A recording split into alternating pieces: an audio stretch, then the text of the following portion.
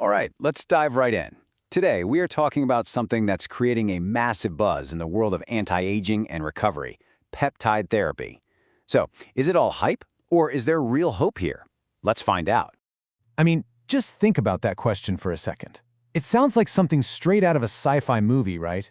But this is the exact promise that's getting so many people excited about peptides. Over the next few minutes, we're going to unpack the science, the potential benefits, and, just as importantly, the major warnings you really need to hear.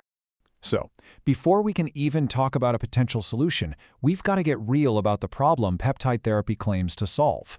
And it's a problem every single one of us is familiar with: getting older. Yeah, this list probably looks pretty familiar, doesn't it? These aren't just vague feelings. They are real, measurable changes. You feel a little bit weaker, your energy just isn't what it used to be, maybe new aches and pains start showing up, and of course we see it in the mirror. But what's really going on under the hood? Well, according to our sources, a huge piece of the puzzle is this. As we age, our body's production of growth hormone takes a nosedive. It's a natural process, but this steady decline is directly tied to a lot of those symptoms we just talked about. Okay, so if the problem is that our body's own signals are fading, what's the next logical thought? What if we could introduce new signals to pick up the slack? That's exactly where peptides come into the picture. And the key thing to understand is that these aren't some foreign chemicals. They're already a core part of how our bodies work. The best way to think of them is like tiny little biological text messages.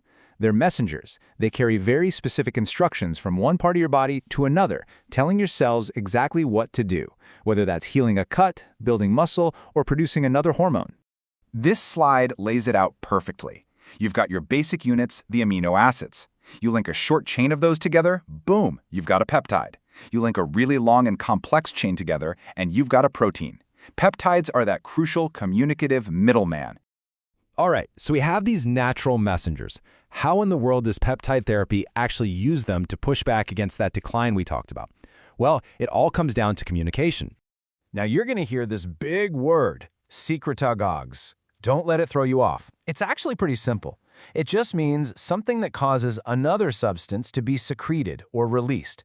So in this case, these peptides don't replace your growth hormone, they just send a message to your brain telling it, hey, it's time to make and release more of our own. Okay, now this chart is absolutely key because it gets right to the heart of the argument for using peptides. On one side, you have synthetic growth hormone, where you're basically just dumping an external hormone into your system in one big static dose.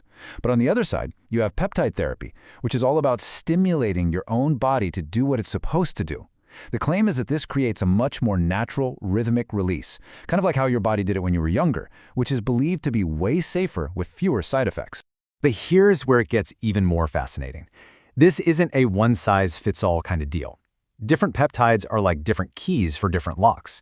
They can be used to send super specific signals to achieve very different goals. Let's look at a few big examples. First up, when you hear about all the time in fitness and recovery circles, BPC 157. This one is really known as the repair peptide. And, just look at this list.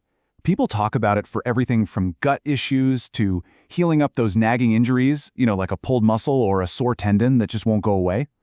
The theory is that it helps generate new blood vessels, which is like sending the construction crew and all the supplies right to the site of an injury.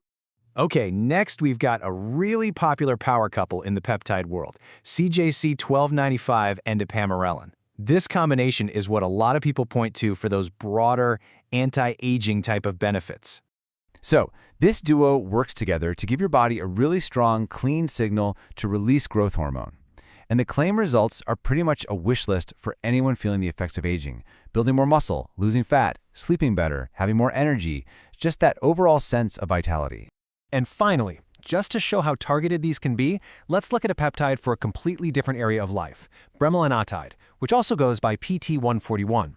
Now, what's so interesting about this one is how it works. A lot of common treatments for sexual dysfunction focus on blood flow, the plumbing. But PT141 works on the brain's chemistry. It actually flips the switches involved in desire and arousal.